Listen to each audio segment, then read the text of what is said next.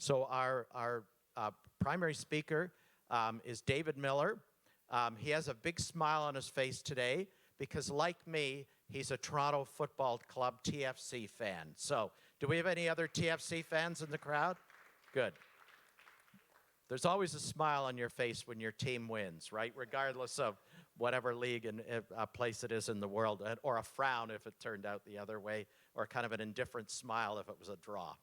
So David Miller is a leading voice in seeking out and promoting climate change solutions.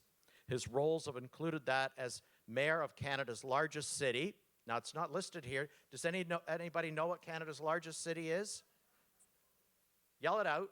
What's Canada's largest city? Thank you. Toronto. Chair of the influential C40 Cities Climate Leadership Group and president and CEO of the World Wildlife Fund, Canada. He is a lawyer who graduated from Harvard in economics and has an honorary doctorate in environmental studies from Waterloo University. He is also a former fellow at New York University Tandon School of Engineering. He is currently the Director, International Diplomacy at the C40 Climate Leadership Group. C40 is the leading global network of cities committed to addressing climate change in order to improve the health of our people, our cities, and our planet. The organization connects more than 90 of the world's greatest cities, representing over 650 million people and 1/4 of the global economy. That's a lot of people to represent, Mr. Miller. And we bring you up to the stage to talk to that challenge. Thank you, excuse me, very much for that very gracious introduction and for the very warm welcome. And I do want to acknowledge TD and TD Insurance for your support of this event for a number of years. And I think more importantly, for your leadership in thinking about the relationship between insurance and climate change and how to make a really significant difference. Not every business does that, and I really appreciate the leadership, and thank you very, very much.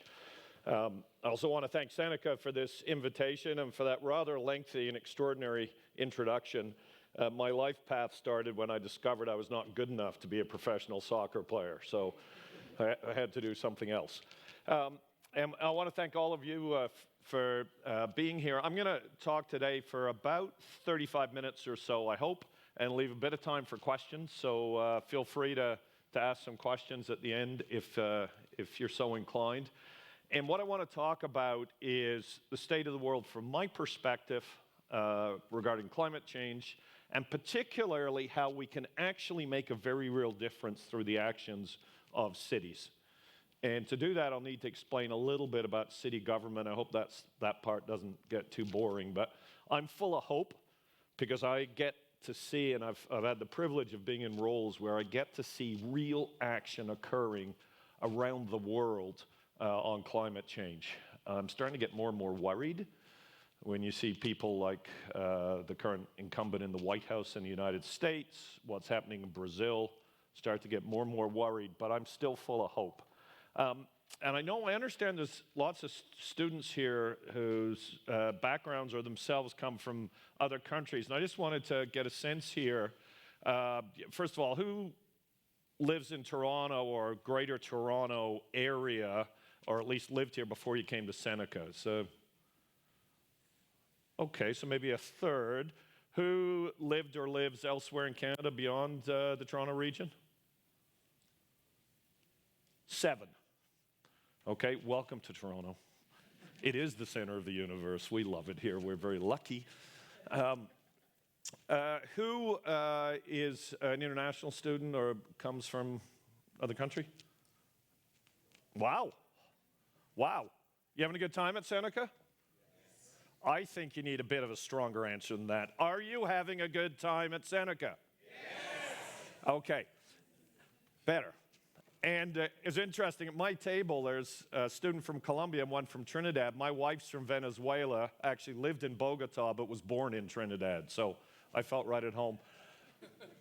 I just want to ask the Canadians, who else was not born in Canada or parents hail from another country. I wasn't born in Canada, by example. Yeah, and that's one of the things I think is fantastic about Toronto. We really have a microcosm of the world here. We're very lucky about that. So, there we go. So my title of my remarks is Climate Resiliency, Global Challenge, Local Solutions. So I want to talk a bit at the beginning about where we are on climate change. And just to get a sense of people followed the intricacies of this process. Do you know what the COPs are and that kind of stuff? I see a few nods. Yes to knowing COPs, or that's yes to COPs. The other hand for no, that's news. So lefties, COPs, yeah, do you know what COPs are? No. Righties, is that news? Nothing, okay, neither. Okay, well, so the COPs are conferences of the parties. And they are how national governments come together to discuss climate change. COP25 is this year in Chile. And that means it's been 25 years since national governments reached agreement that climate change is a serious problem and we have to do something about it. 25 years.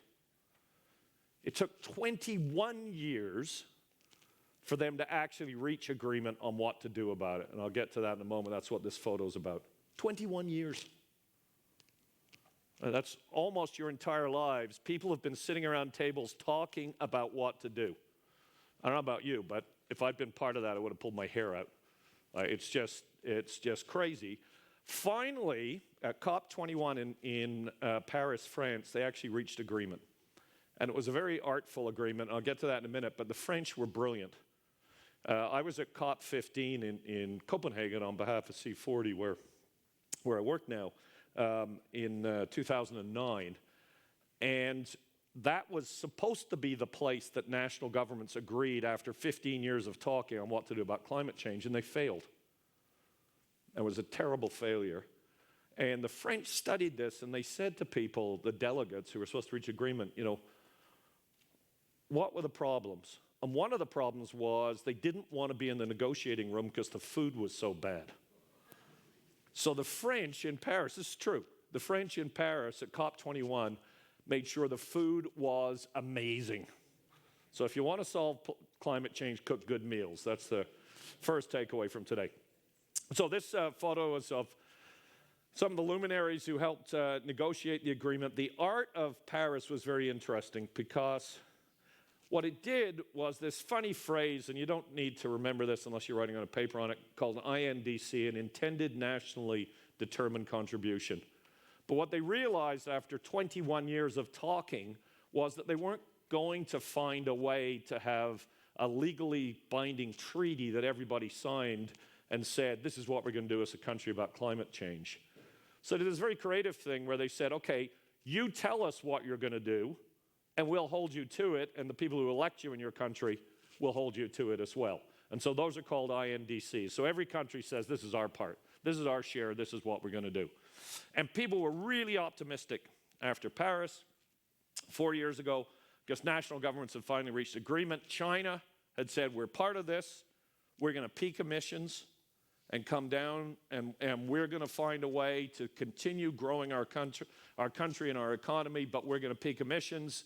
And in a couple of years, we'll tell you the date, but we're going to do it. That's going to be our contribution. The US was part of this through President Obama. People were really, really optimistic. Since then, nothing has happened. And in fact, most countries, almost all of them, aren't meeting these INDCs, including Canada. And the INDCs aren't enough to do what the world needs. But people were excited notwithstanding that because after 21 years there was finally agreement. And we know from the science, recent reports, it's really clear. We must act to keep global average temperature rise to no more than 1.5 degrees. And I'll come back to that. But that's what the science says. And this report's a year old. And some of the consequences of this, when I started working on this issue as an elected official 15, 20 years ago, we would hear speakers like Al Gore, and he would come and say, this is what's going to happen. You're going to see wildfires in places like California. You're going to see massive storms in places like Houston. It's all happening now. because we've already seen a temperature rise, depending on how you calculate it, of nearly somewhere between 0.8 and 1 degree. We can only go to 1.5. It's a really serious moment, and it's clear both that's the science and nothing's happening. Why? Donald Trump. It's amazing what one person can do in a really powerful position. But he's taken the U.S. out of this process, and he said, we're not going to do anything. Lots is still happening in the U.S., and I'll get to that in a minute. But almost single-handedly, he has stopped international action on climate change. So from my perspective, what do? You look to where the action is. And are enormous things happening in cities. Why? Well, first of all, cities feel the impact of climate change. Houston, Texas is the world capital of the oil industry. That's where the decisions are really made about oil and gas globally. Not in Alberta, not in Saudi Arabia, Houston, Texas. Houston, Texas, in the last 5 years, has had 3 storms, each one of which should only happen once every 500 years. And they've caused massive problems, massive flooding, some other things that affect that flooding, because Houston isn't very well planned. It has no planning laws. But massive, massive, massive flooding. The cities are built to handle a storm that occurs once every 50 years. Sometimes, if people are really advanced, once every 100 years. You can't handle 500-year storms. They've had 3. So even in Houston, Texas, the world capital of the oil and gas industry, they're talking about climate change and asking the question, what can we do about it? And that's because cities feel the impact of climate change first. And I do need to speak a bit about city governments here. They're different globally, and one of the reasons I wanted to get a sense of who's in the room is different countries, cities have different powers.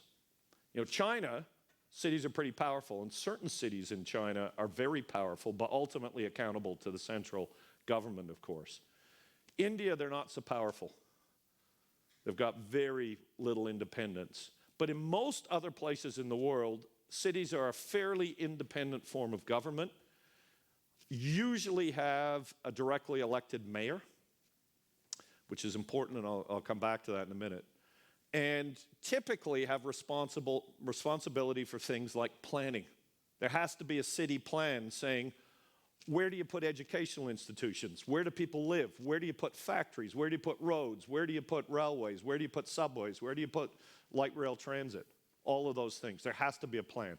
And in many places, like in Canada, that's legally mandated that you have a plan. They're also responsible for a whole range of environmental initiatives, like urban forests, like parks, like sewers and water. They're responsible for jobs and growing business. Particularly in the U.S., the cities are very competitive with each other about how do you get business and how do you get jobs and how do you create jobs. They're responsible for people's housing, often for social assistance and other public programs that support people. They're responsible for public transit. They're responsible for education. They're responsible for public health. They're often responsible for air quality because of public health. So in major cities, you have a directly elected mayor who has a lot of authority and a lot of moral authority, and you have governments that touch on all of these aspects that are related ultimately to climate change. And it makes cities a place where real change can happen. So while we have national governments in this moment of inertia, they agreed to act and they're not even fulfilling those agreements, we have a real contrast to cities. And I think part of it is because cities are actually feeling the impact of climate change, and they're having to undertake steps to address it. In Toronto, for example, because of the increased frequency of storms and because they're much worse than they were when the city was built, Toronto's having to rebuild its storm sewer infrastructure and also build a lot of green infrastructure to help adapt to storms, so water will seep directly into the ground rather than having to go in a sewer. And one part of that program is called the Wet Weather Flow Master Plan. It's a terribly bureaucratic name, but it describes what it does. It's a master plan for wet weather flow. Costs $1 billion. One aspect of that, Toronto takes in about $4 billion a year in taxes. So $1 billion is a huge amount of money. And this is why mayors are paying attention to this issue, because cities are feeling the impact and they're having to pay to adapt to climate change. So,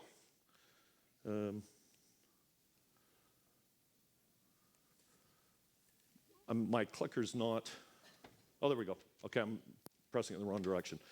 So a couple of little statistics from the C40 here, and I'll go through some of this, but a key point is cities are using the powers that I just talked about to actually plan to address climate change, and they're doing it in real and meaningful ways that are making a difference today. And it's my perspective and the perspective of the organization that I work with that if we can take the ideas that are happening in the most innovative cities and spread them quickly to all the cities in the globe, we can make a very real difference. And you all, as students at this moment, have a real part to play, including in your future careers, as does TD Insurance and others. And one of the beauties of city governments is mayors can talk to each other and they understand each other. You know, they have similar challenges. They might be different in scale. You know, the challenges in Addis Ababa around affordable housing are quite different than the challenges in Toronto around affordable housing, but they both have housing issues. So those mayors can talk to each other and learn and help exchange really good ideas about how to deal with climate change and other issues. So just a quick word about C40. This started out as an organization of 40 cities. The idea was the mayors of the major cities of the world could use their voice and their actions to help the world avoid dangerous climate change. It was started by then London Mayor Ken Livingstone in 2005. And one of the organizing principles from the beginning has been that half the cities must be in the global north and half in the global south. And it's a really important principle. And one of the things I learned when I was chair is that we get a bit arrogant in the global north sometimes. We think we know everything. We don't.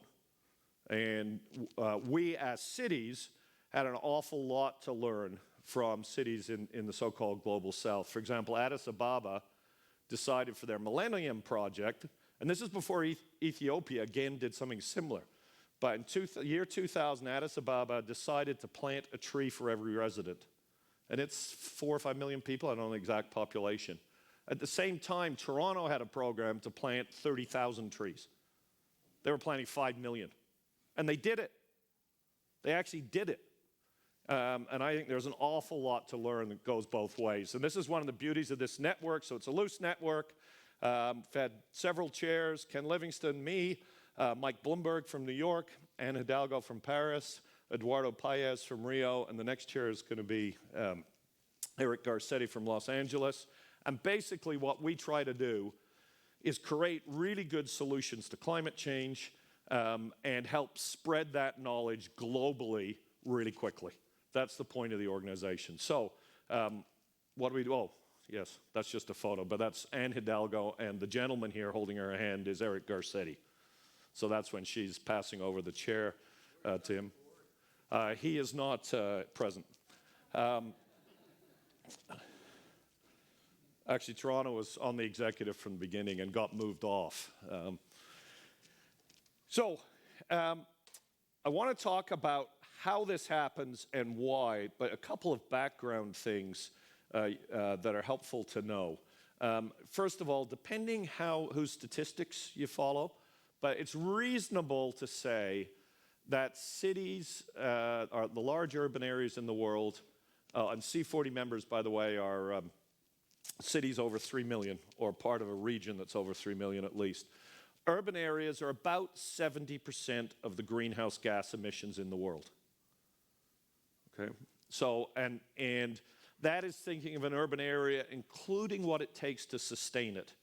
So if you have a coal-fired plant that supplies the electricity to a city, but it's located outside the city, that would be included in that figure. That's part of the 70%. So it's about 70%. And most of those greenhouse gas emissions in cities come from 4 things. How we generate electricity, how we heat and cool our buildings, our transportation systems, and how we manage our waste. It's methane from waste, CO2 from the others. And those are all things that cities need to work on anyway. You need to work on your transportation systems. You need to work on your buildings. Cities have jurisdiction over where buildings go and often how they're built. You need to work on your waste management system. So they're all areas that cities are highly competent to address. And for me, that's a really important takeaway from this afternoon. If you look at the world through a lens of cities, most of the greenhouse gas emissions are there. The world, about 10 years ago, for the first time since human civilization had started, the world became a majority urban place. From the dawn of time until about 10 years ago, more people lived in rural areas than in urban areas. That changed 10 years ago, and the trend looks irreversible because of the growth in cities in China and India in particular, and also in Africa, and to some degree Latin America as well. So the world has gone from rural to urban. Urban areas are responsible for most greenhouse gas emissions, and they're in areas that it's quite possible to act on now to make significant change. Electricity, transportation, buildings, waste. And so that's, in a very general way, what the C40 cities are working on. And I'll tell you how and why. So we've looked at our science. We did this 3 years ago. We just came back from Copenhagen. We have a summit every 2 or 3 years. 3 years ago, our summit was in Mexico City. And what was announced at that time was a scientific report done by C40 Cities in Arup, who's an engineering company. And they looked at what do cities need to do if the world is going to stay on a 1.5 degree trajectory. So what do cities need to do with that 70% of global greenhouse gas emissions that are in urban areas? And the answer to that was that cities need to peak emissions by 2020, that's next year, and need to more or less half them by 2030 and be net zero by 2050. Really clear path. It's more complicated than that, but at a high level, that's the path. That's what our report says, and this is now a condition of membership of C40 cities. If you want to be a member, you've got to agree that you're going to have a climate plan that peaks emissions by 2020, or in the global south a year or two later, halves them by 2030, and gets to net zero by 2050. And the way you do that plan is through addressing those 4 areas that I spoke about. There's now about 100 plus cities committed to deadline 2020. This is a signing ceremony from about a year ago in California, illustrating some of the mayors who signed on. And that includes some non-C40 cities as well. And one of those is Houston. The world capital of the oil industry has agreed to have a plan to get to net zero emissions by 2050. Now, they've got some political challenges in doing that, as I'm sure you can imagine. But I think illustrative of what's possible and necessary. Okay, so this is a bit technical, but this just chart's important to give you a sense of the science. So, to meet the Paris Agreement, which said the aspiration is to keep the world at 1.5, no more than 1.5, and we now know that that has to be. In Paris, it was aspirational. If we do nothing and keep behaving like we do today globally, we're going to be up to probably a 5-degree world. The blue, the current policies, is that's what national governments said they would do in Paris, but they aren't. They aren't doing it. Even Canada, we're not doing it. But that's what they said they'd do. Pledges are some sort of extra things that national governments said, but really we have to be down on that downward path. That's what the world has to do. Otherwise, there's some pretty serious consequences. Another way of looking at it, saying how much carbon can we put in the air? In order to not go over 1.5 degrees, and for C40 cities, for these major cities of the world, by about 2025, they will have emitted as much carbon as they should if the world's going to keep within these targets. So we're really, really in a moment where action's essential. And what do cities need to do? Well, they need to change their trajectories. So if they do nothing, it goes like that. And to meet the Paris Agreement, they've got to go on this path that I spoke about. Did a second study with some consultants called McKinsey. There probably had some engineers in there, but there are people who've really come from the business world, important global consultancy, and they said, okay, here's how you do it. And it's the 4 areas I spoke about. The electricity, zero carbon electricity, energy use in buildings, next generation mobility, what they mean by that is transportation and waste management. And that's where you can make a huge impact. And between electricity and buildings, it's about 60%, 30% transportation, 10 from waste. Those things are all possible, and what I'd like to now do fairly quickly is give some examples from global cities of what's happening to show in each of those areas you can really do this, and then talk a little bit about Toronto, because it is the greatest city in the world and certainly in Canada. Did I mention that? It's the center of the universe. Okay, the non-Torontonians are scowling at me. So, decarbonizing the electricity grid. There's been lots of discussion about this. Basically, today, in many parts of the world, solar is now cheaper even than coal. Not everywhere, but in many parts of the world. And it's quite possible that we'll see the same kind of leap we saw in Africa with cell phones, where places that didn't have landlines went right to cell phones in a very advanced way with solar. And that's really good news. And if I'd been standing here 5 years ago, I would have said, we hope that solar gets to that place. But it's now true. Not everywhere, but many, many places in the world. In the meantime, cities have been showing some real leadership on getting oil and gas and coal out of their electricity grids. And in some countries, the national government controls the grid. In some, like Canada, it's the provinces. But cities often have influence. They can often either, in Toronto, Toronto owns Toronto Hydro, which is the local electricity utility. In Los Angeles, they own the utility. Austin, Texas, they own the utility. Or sometimes they can have an influence by being a significant purchaser of electricity and try to change the market. So Austin, Texas, massive solar program, rooftop solar on people's local houses. Again in Texas, interesting. Something like 30 to 35% of the electricity generated in Austin today is from solar. And again, in a place that's the capital of the oil industry in Texas. Los Angeles recently announced, Mayor Garcetti recently announced his Green New Deal program. And part of that is to close their last gas-fired plant in Los Angeles. And Los Angeles, I didn't realize this, and I suspect others don't. Los Angeles is actually a really significant producer of oil. It's a city built on kind of an oil bubble underneath Los Angeles. So for them to say we're moving away from oil and gas is really quite significant. They're going to close that plant and move to a completely clean grid. Ontario, we have a clean grid now, although it was done provincially under the previous provincial government. So real leadership and potential by city-based actions. One that I think is very interesting, Boston, Massachusetts, and New York City don't control their grids. But New York has just announced it's going to make a significant purchase of clean electricity from Quebec.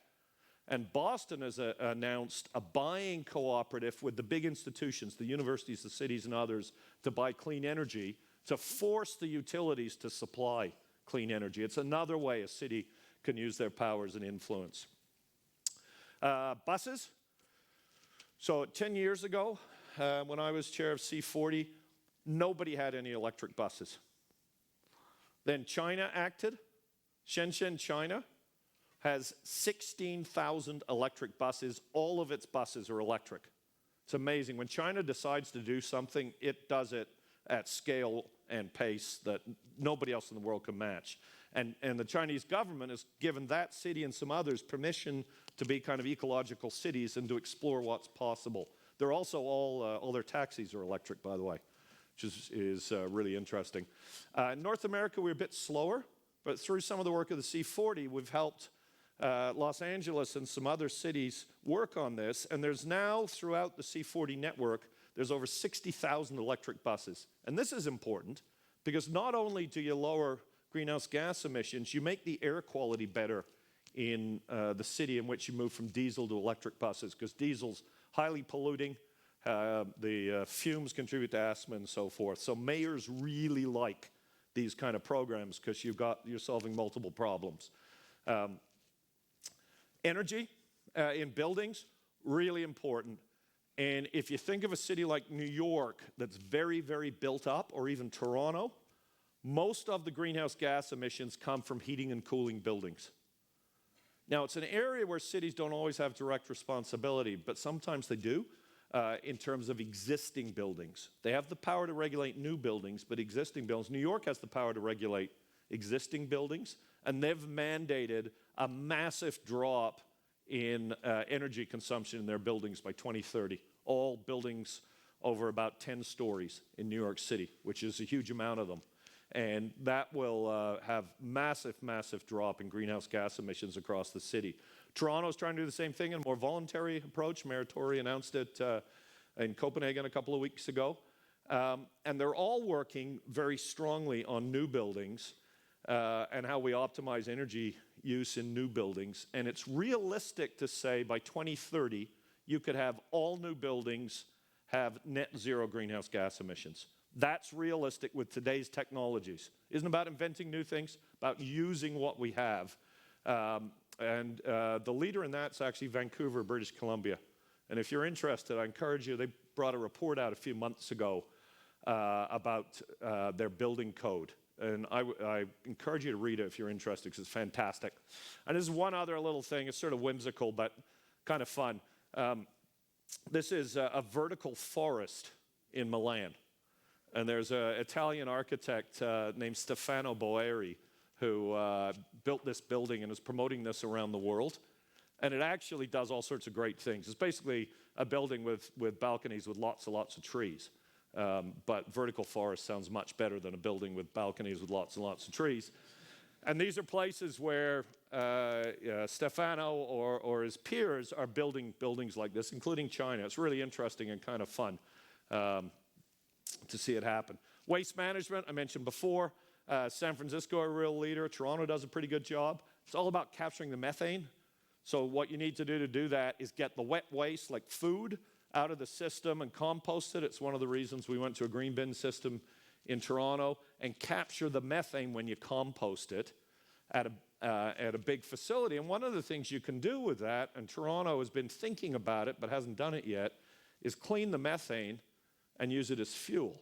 It's much better to burn it clean than let it escape, because it's less polluting. And one study in Toronto when I was in office showed that the methane produced by the amount of compost you generate in the city of Toronto could power all the garbage trucks to pick it up. And they haven't got there yet, but it'd be a really interesting example of a sustainable loop kind of project. Final point I want to make on the general perspective is of serious concern to the mayors, because they don't just represent the environment, they represent people. And one of the things about climate change, particularly if you look at it globally, it tends to impact the least well-off the most.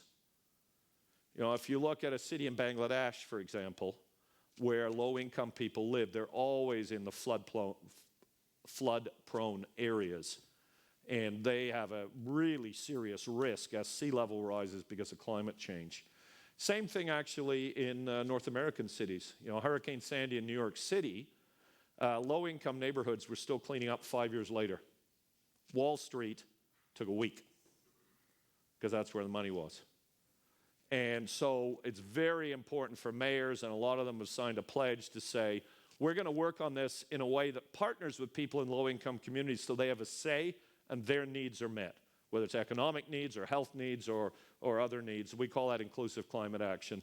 And I think it's important for another reason as well, because you know, if you look at the Canadian election and the results of it, you can see that people who live in places that produce oil are afraid for their jobs and their future.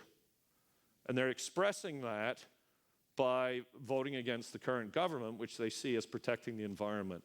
It's really important to demonstrate to people that they have a future as you address these problems. And that's part of inclusivity, which is often called a just transition. How do you help people who are working in a coal mine, for example? How do you help them get the skills so they'll have a job in an economy that's powered by things like solar panels? But it can't just be an afterthought. It has to be at the heart of it. And that's what mayors are trying to do.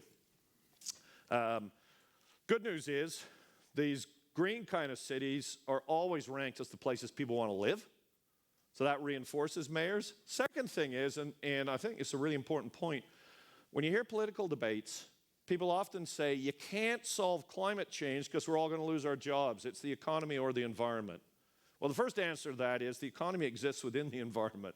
You know, if we can't breathe and we're all drowning because of sea level rise and our house is flooded for the 4th year in a row and we have to move and it's our biggest asset as a family, you know, we're not doing very well. But it's also not true. And this is an example from Stockholm, and there are other cities as well, have shown that their economy can succeed while at the same time they do much, much better on environmental initiatives. So I've got about 5 minutes left, then I'll take some questions. I just want to quickly talk about what's happened in Toronto, just to give you a sense of how this all actually happens on the ground. So Toronto passed a plan in 2007 to address climate change. It's called Changes in the Air. It had hundreds of actions, but essentially they were in those areas: buildings, electricity, transportation, and waste. That was followed 10 years later by another report done by staff. Council adopted these reports and directed the public service to implement them. And as a result of this, the greenhouse gas emissions for the Toronto area, not the region, just the city of Toronto, the almost 3 million people, but that area, not just the city's operations, that area, are now 33% below what they were in 1990. And 1990 is the base year for all of this because that's when nations agreed in Kyoto they had to address climate change. So Toronto's actions from these plans and the closing of a coal-fired plant in Mississauga by the province have resulted in greenhouse gas emissions dropping rapidly. And Toronto, along with another 30-odd cities, announced in our summit in Copenhagen 2 weeks ago that they've already peaked emissions. So these kinds of plans in cities around the world are actually working. You know, a few minutes ago I said our science shows you got to peak emissions by 2020. Well, 34, I think, of our 90 members have already got the science to show they've peaked emissions by doing plans like this that Toronto's had. And why is Toronto doing it? Well, one of the reasons was the mayor at the time deeply cared about environmental issues, and mayors have influence. Another was we had a really great public service, which shouldn't be underestimated, and I'm very serious about that because they were able to draft this strategy and implement it. But another was the increasing severity and frequency of storms that Toronto was experiencing. And you know, if you know somebody who owns a house who's been flooded, it's incredibly traumatic. And we had neighborhoods that were flooded multiple times while I was in office. And hundreds of millions of dollars worth of damage. We had roads flooded out, Finch and Shepherd, both different parts of it. Really serious. So you have to act. It's not just a moral responsibility, it's a practical responsibility. So what did Toronto do? I hate this slide, but it just gives you a sense. It's because it's too busy of all the different things were happening. We mandated new buildings had to be green. We created a fund where there'd be zero interest loans for energy efficiency. We had Live Green Toronto, which was a program where public servants went into people's neighborhoods and said, what do you want to do about climate in this neighborhood? And by the way, we've got some small grants at the city to help you do it. The first group wanted to build local solar panels. The second one, a little urban farm, because they're really concerned about food issues and food security issues. All those kinds of projects. We worked on public transit, I'll get to that in a minute, and lots of other things. And after 5 years, we'd cut emissions by 15%, after 10, 33, as I just said. One of the critical issues was transportation, public transit. And I'm using Toronto as an example, but this is typical of what will be happening in global cities that are taking climate change seriously. We said, how do we get people out of cars and onto transit? And the answer was you build a network so that people know wherever they are in the city, they can get somewhere else by rapid transit. At the time that was called Transit City. There's been some political upheaval since then. Not all these lines are being built. But the first one, Eglinton is. Scarborough Malvern probably will be built.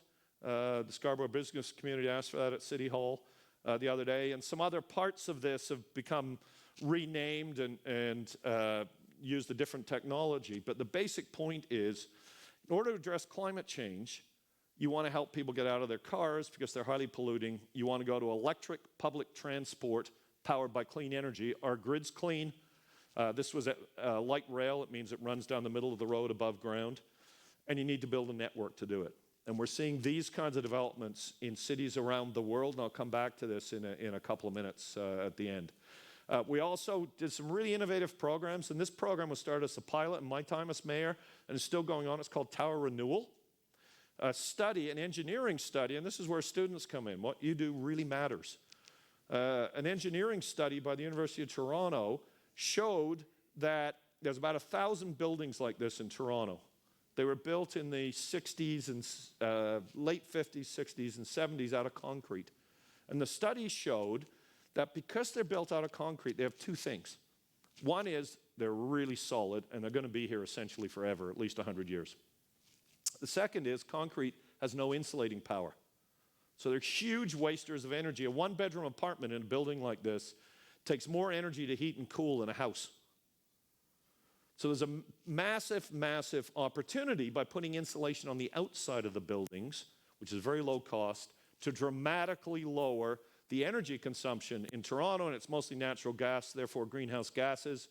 The estimate is if all those buildings were insulated, you'd lower consumption by about 5%.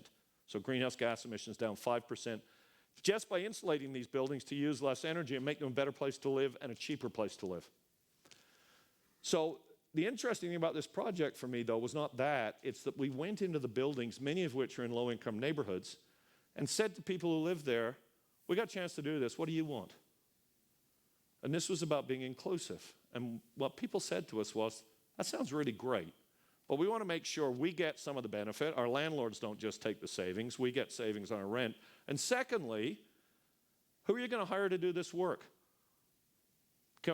Is my son and daughter going to get a chance to be in a program to be trained to do this work? Because these kinds of jobs are union jobs in the construction trades, and in terms of pay and benefits and pensions, they're pretty good jobs. And the answer was, we'll try. Let's work with the building trades and see if we can create a pilot program to do exactly that, to connect people, young people who are interested in the trades, to these potential jobs in the neighborhoods in which they live. And to me, that's a really important aspect of the work that cities are doing on climate change, because it connects very directly with the needs of people as they express them and see them. Not as is seen by City Hall, not as is seen by a really fabulous public service, not even as is seen by mayors, but by the people who are experiencing day-to-day lives. And that, to me, is one of the causes for hope and optimism, because these kinds of programs that address the transportation needs of a city, the electricity needs of a city, the waste management needs of a city, and the building needs of a city, done properly and in partnership with the people who live there, can actually create a far better place to live for them and a far more economically successful place, which is why mayors want to do this. And so the climate work actually reinforces itself. Certainly as shown by the experience in the city of Toronto, mayors will get reelected because they're listening to people, meeting their needs while meeting this global environmental challenge at the same time. And for me, that's a cause for optimism. We're doing a lot, but we've got to do more and faster. And that's a bit longer and a bit more than I meant to speak. We do have a few minutes for questions. I really appreciate your time and attention and invitation. Thank you very, very much.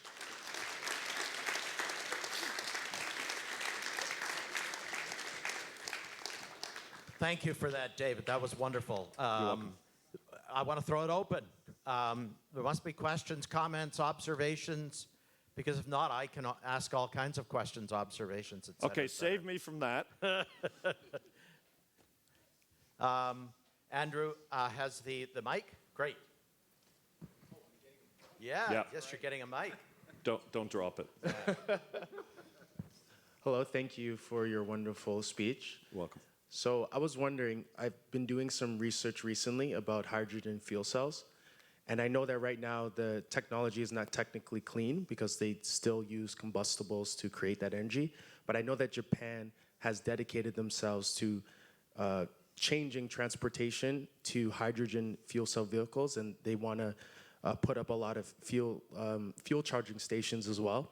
And I was wondering, like, what is your thoughts on hydrogen energy? Because you mentioned something about trapping the methane from decaying trees and stuff like that. Is that so that the hydrogen can be harnessed from the methane and used to power vehicles, electricity, all kinds of things?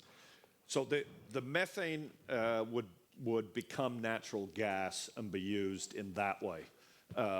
The hydrogen fuel cells, I think, have massive potential. I'm not a scientist. You heard my background. I studied economics and law and was an elected official and a lawyer. But I do understand from people who are experts in this area that there's real potential, but it's for sort of niches. Like a fuel cell would be great in a place where you want to power it by wind. And we can get a lot of power from wind in Ontario. You know, it's certain parts of Ontario are really windy. You need some things to offset the periods when the wind doesn't blow. And a fuel cell at scale, they call it grid scale, has a real application there. Fuel cells have a real application for trucks. And I think there's some studying going on about how to do that, long-distance trucking in particular. I'm not so sure for public transit, and I think they may miss the moment because the electric bus technology 10 years ago didn't exist. 5 years ago, the manufacturers said to cities, sorry, we can't do it.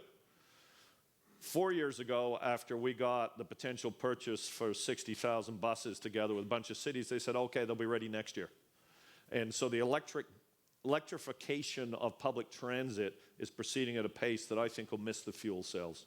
But they're coming. And Canada is one of the leaders in this, actually, from the West Coast in Columbia, Ballard. So that's a long-winded way of saying, yes, it's a part of the solution, and if they think about the niches they can fill, a really, really important part that could be very useful. David, I know I once heard Mayor Bloomberg say, effectively with the environmental conversation, we have to choose our poisons. And what he meant by that is everything has environmental impact. Everything has the potential to add carbon releases, whatever. If you had to describe some of those poisons that would in fact be necessary, can you think of some? I mean, one that occurs to me is we see a lot of talk about let's move totally towards nuclear energy as opposed to coal-based and gas sources. Are there other poisons that kind of fit those parameters? So, nuclear is a clean source of energy if you're thinking about climate change. The challenge with it, if something happens, it's really disastrous, as we see in Japan. The other challenge is it's horrendously expensive. And we don't know yet how to dispose of the spent fuel rods, which exist for thousands of years. So those are fundamental challenges for it. Where I would say, if you think about how do we live in a world that's sustainable, we have buildings that are far better built than the stuff we built in the past. That's good for you. They're more expensive to build, but way cheaper to operate. That's a good thing. I don't see a negative out of that. We have transportation that far more relies on public transport. And one thing I didn't get a chance to mention, we should build cities around walking and cycling. The C40 cities 10 years ago had 3 million bikes in cycle hire. They've now got 300 million between them. Like, it's amazing. So I think those things are goods. I think the place that environmentalists have a challenge with some of the solutions to climate change is in mining, because you need certain kinds of metals to do things like create electric cars. And there's a big environmental impact there as well that's a challenge. Student over here. Glenn, who? Oh, yeah, I just had a question. Obviously, the need to come up with solutions quickly is paramount. I remember there was a decision, it may have been a decade or so ago, that what we should really be doing is pumping all the cold water on the bottom of the Great Lakes to use to air condition our buildings in major metropolises. And that's the sort of knee-jerk sort of carbon is a dirty word panic worry that I have, that people are going to make decisions without the timeline to be able to determine whether or not the risk-reward matrix actually plays out. And I'm feeling like the timeline there's a pressure to come up with a solution, but there should almost be a deadline well before then when all the submissions for suggestions come in, because these ideas, if they're novel, may well carry risks that we can't possibly foresee until after they've So happened. 3 quick things about that. First of all, we started talking about these issues in 1990. Half of the carbon dioxide in the atmosphere that's there today has been emitted since 1990, since we started talking about this stuff. So that's why some of us feel the urgency. Second, I think you got a fair point. You got to be, but you got to be careful what you choose. And I think one of the beautiful things about cities is they're like little pilot projects. You know, Shenzhen's doing this with taxis. Paris is pedestrianizing downtown Paris, which is fantastic. But, you know, people who didn't live in Paris and wanted to drive through Paris went crazy when the mayor said, no, this is for people to walk. They went absolutely nuts. But I think she's won that battle in the end. But it's like a bunch of little experiments, so you can take some risks in one city without committing the entire world to it. And the final thing, we do some of the deep lake cooling in Toronto. The issue with that might be the hot water going back into the lake, but well, there may be other issues too. But that I would say that the engineers have worked this out fairly well in terms of long run impacts on the lake. But again, the fact that you can experiment in essence in different cities really gives you a chance to find solutions that you don't have to reinvent something. You just do what they did, particularly around things like buildings. And let's ask one of those sterling public servants to ask her question. Lisa, take it away. Okay, thanks, David, for your remarks. Those are very inspiring. I just wanted to ask you what you're seeing as far as the other cities in the C40 network, any work on carbon sequestration, and how big of a role you think that'll play in meeting our targets. Well, I guess my answer is not very much at an urban scale. The advice I've gotten about carbon sequestration is that there aren't many places where it's done really at scale. There are a couple of places where cities are influential. Low carbon concrete, for example. There's, and full disclosure here, my niece's husband owns the business I'm about to tell you about. But it's a Canadian company that was created in Halifax by a man when he was a grad student that injects carbon into concrete to make the concrete harder and better. And that's an interesting way of sequestering. The other place I've heard about, which isn't urban, but is connected to urban, is the Port of Rotterdam. According to the mayor of Rotterdam, the port now is trying to sequester a lot of the carbon created there in former oil wells in the North Sea. But they're getting their energy from wind.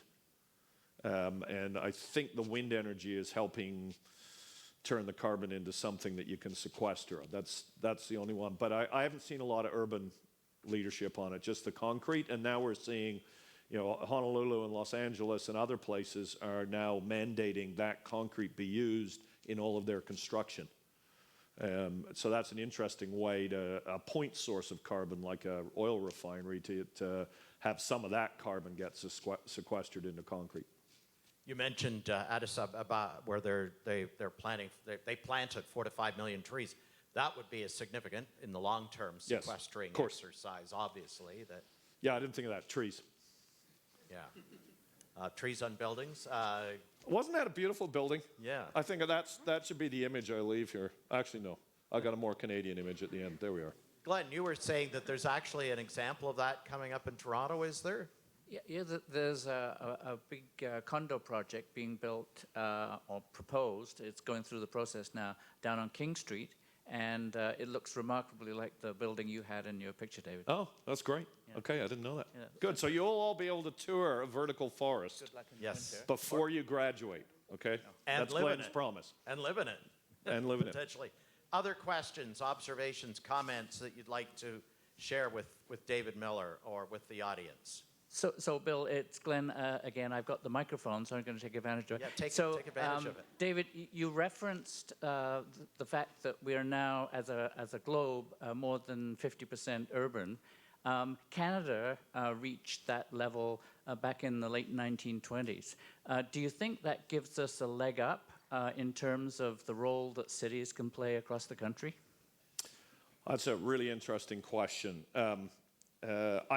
Canadian cities are leaders on a lot of things very quietly, despite my joking about Toronto, without boasting about it. You know, Vancouver's a leader on climate change. It's what Vancouver's done is fantastic. What Toronto's done is highly competent, but Vancouver's been even better. Montreal's a leader on lots of issues. I think the challenge in Canada is, despite all the policies that I spoke about that mayors and cities control, they don't control the financial levers. So in Canada, about 93% of the tax revenue goes to the federal government or the provincial government. Only 7% goes to the cities, and from my perspective, the cities do all the real work. So it's a problem. There's been efforts over time, as you know, Glenn, to correct that. I think if it could change that a little bit more, then Canada would really lead the world. We're already quietly doing a lot of things really well, but if you could fix that, for example, you probably all see the debate, you know, the provincial government says something about transit, and then the mayor, and then the province. That's because the province has all the money.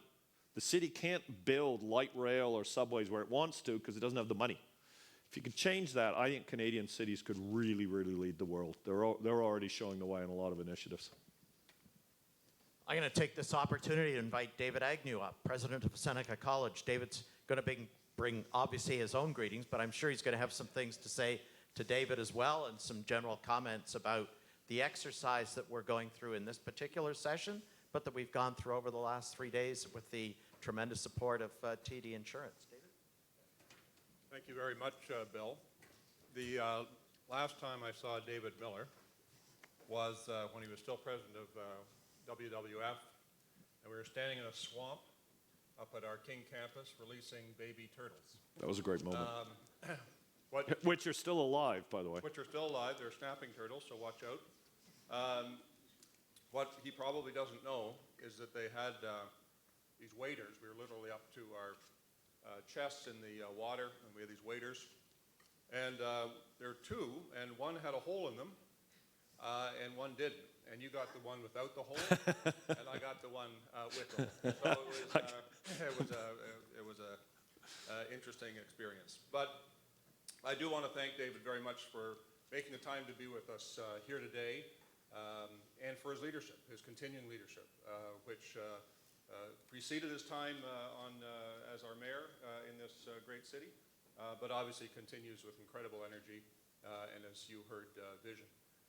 The other of climate change, resilience, is, I think, really probably something that is sort of felt and needed more in our urban spaces than any other place on the planet. And of course, David's leading the charge in so many ways. So thank you so much for joining us here. Thanks so much, David. Really appreciate it. Really appreciate it. Thank you, everybody. Thank you. I gather there's one more session after this. So to the extent that these sounds like closing remarks, they're not. You're not yet released, I gather. There is another session.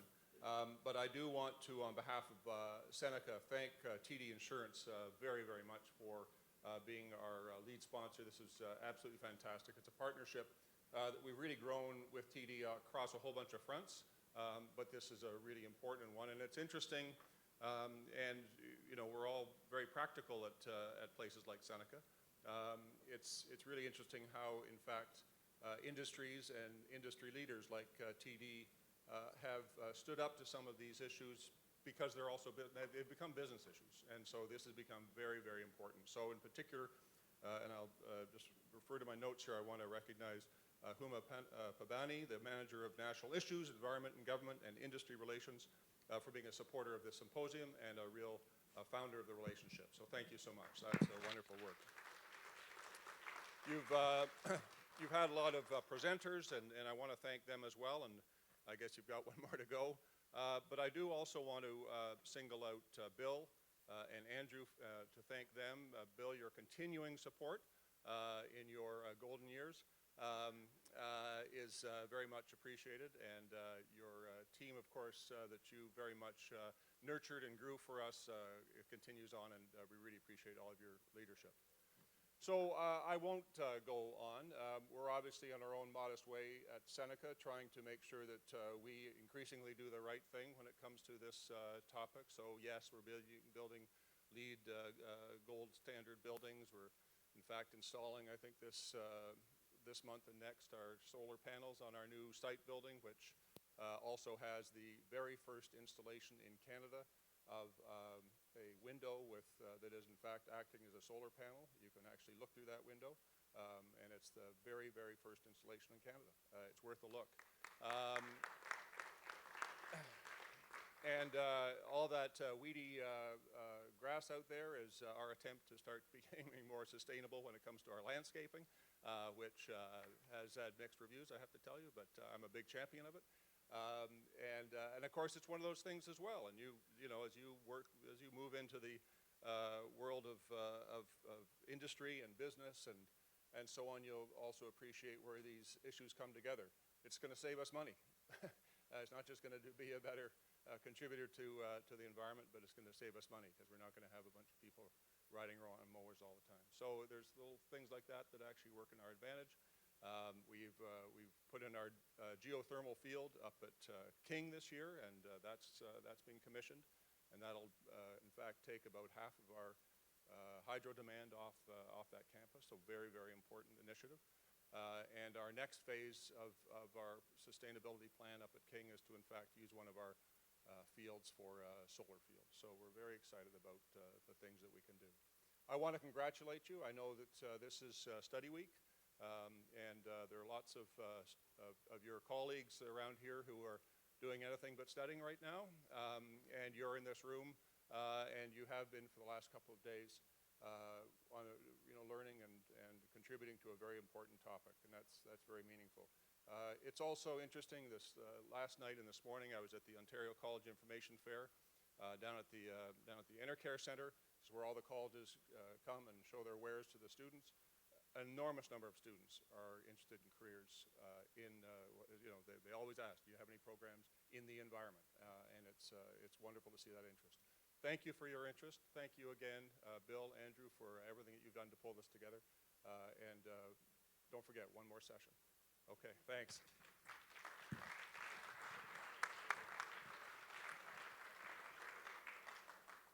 Thank you very much, David. Yes, as David mentioned, I am actually retired from Seneca College, but I'm reminded of that line from The Godfather. I try to get out, but they keep pulling me back in. So here I am back in. Andrew has something for you, David, a presentation we'd like to make, and some comments about this conference itself and some of the initiatives that he's taken. Thank you very much, David. So we have some, it was an amazing presentation, and yeah, we got some Lunch. Yep, lunch, snacks. We got some of our own Seneca honey from my apiary here, so made locally. And also, as part of a thank you, we've donated to many projects around the world: wind farms, forest replanting, clean water, solar panel, just around the world for different communities to offset the impact that this conference has even had through itself. So we thank you very much for your talk and everything you've done here. Thank you very much. Thanks again. Bye.